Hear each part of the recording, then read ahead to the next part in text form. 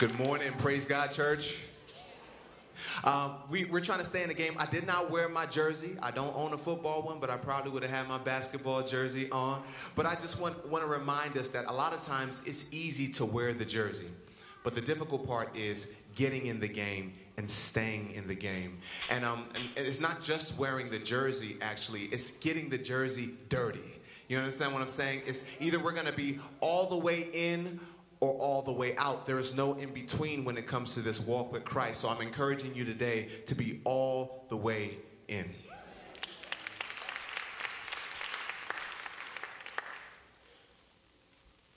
One of the most dangerous terms in English diction. If it could be translated into audio, it would sound like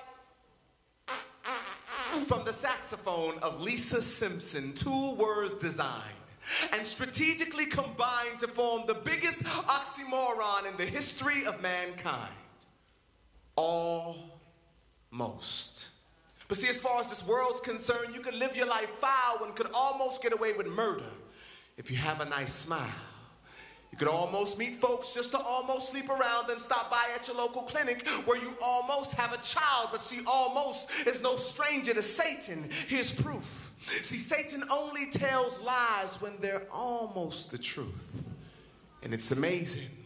In our incompleteness, we find complacency. But if almost is one of Lucifer's many traits, then somehow we've inadvertently become good at Satan impersonations. But on the contrary, Christ did his job fully, and he proved he was God when he died on a cross like it was his duty, and to pardon my iniquities that I committed rudely, he resurrected from the grave just to tell death to excuse me, but excuse me. This is your life, and that's something I can't impose on. But your body is God's home, which wasn't loaned to get foreclosed on. See, an almost Christian looks right, but lives wrong. Can't stand the conviction in Romans, so they sit down to be comforted in Psalms.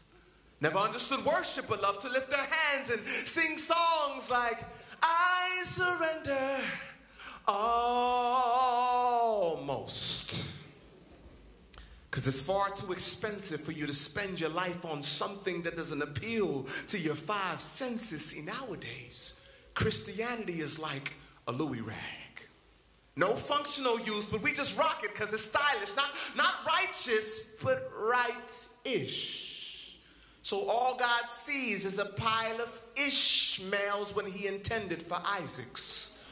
And we're moved by our emotions, so we're saved when we feel like it. So technically, we've never really been saved. We've merely tried it, so no wonder why we're never sold out when we return it after we buy it. Now, let me break it down because you need to beware.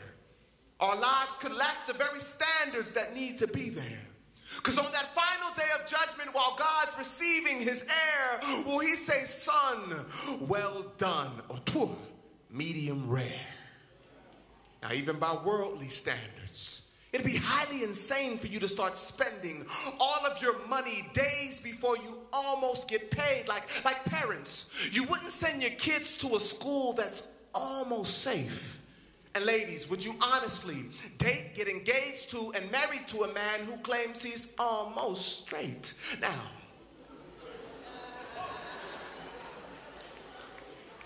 this is the very thing about God. This is the very thing about God that we all try to get around. But his standards are like between 2 closely engrafted mountains. There is no middle ground. So a halfway life is not profitable to you. Because after all the Sunday services, Bible studies, and prayer meetings, God may say, I never knew you.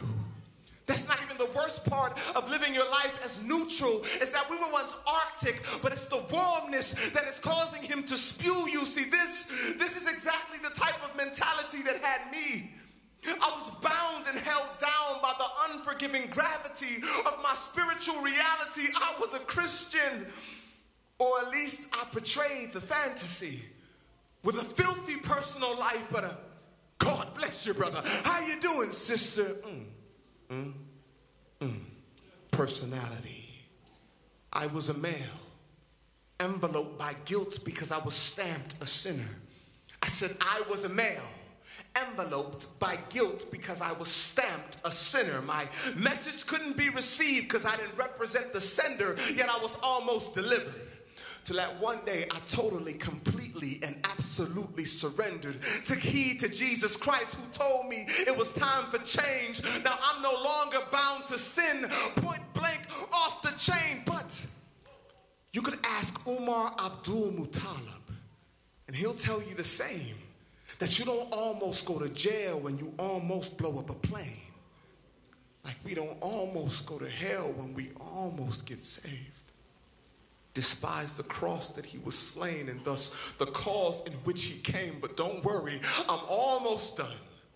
But before I leave this stage, we have all worked in sin, and death was minimum wage. I said we've all worked in sin, and death was minimum wage. But if it wasn't for Christ, we would have almost got paid.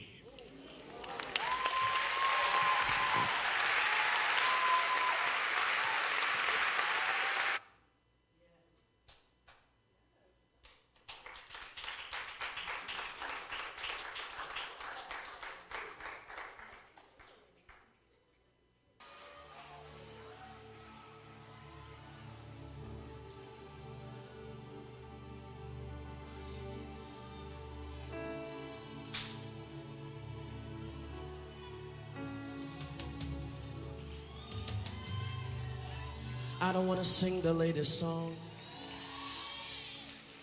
I don't want to percolate the crowd.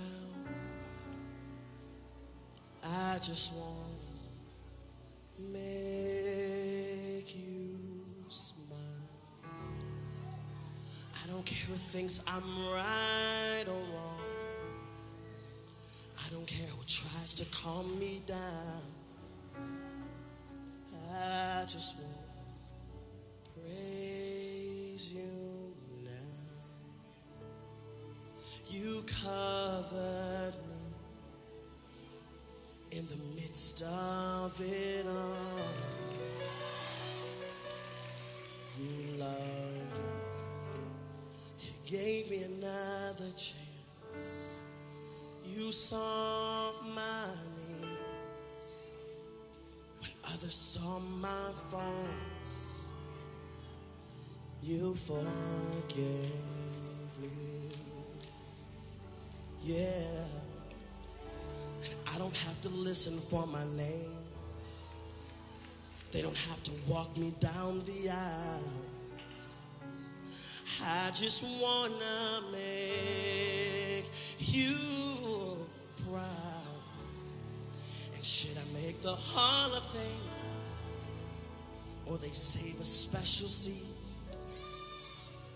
I just hope that you'll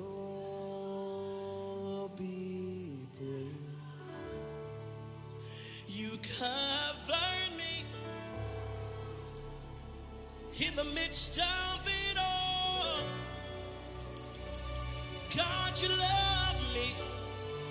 You gave me another chance. You rescued me. What was gonna fall?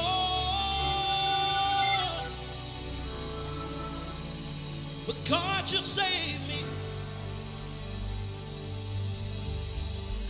So in my life, be glorified, glorified. Yes, in my life, God, be glorified, be glorified.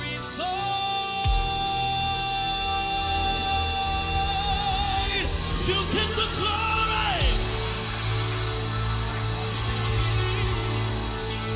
you get the praise, you take the honor. I just want to say thank you, Jesus. Get all of the glory. You get the praise. You take the honor. I just want to say thank you. Thank you. Thank you, Jesus. get the glory. You get the praise. You take the honor. I just want to say thank you. I've come back to say Thank you. Thank you, Lord. Thank you. for everything you've done, God. I've come back to say thank you, God. Thank you. Yeah. Thank you, Lord. Thank you. Somebody raise your voice in this place. Come on, say, I've come back to say thank you, Jesus. Thank you. Yeah. Thank you, Lord. Thank you. For everything you will do, for your grace and your mercy, thank you, Jesus. Thank you. I have a grateful heart. I say thank you. Thank you. Thank you, Jesus.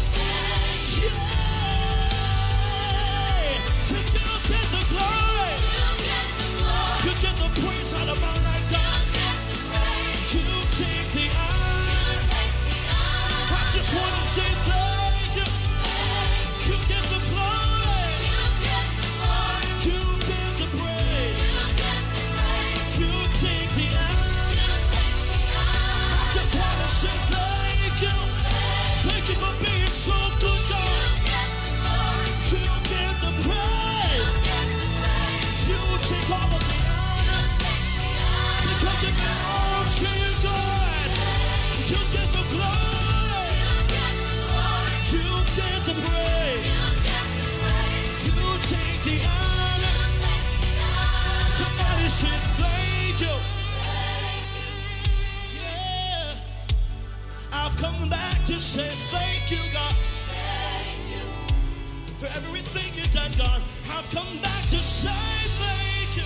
Thank you. You've been mighty good. You've been mighty kind. I want to say thank you. Thank you. You've been gracious. You've been merciful. I want to say thank you. Thank you. Thank you. Thank you. Thank you, Lord. Thank you. Thank you. So in my life, be glorified. Be glorified. God in my life, be glorified. Be glorified.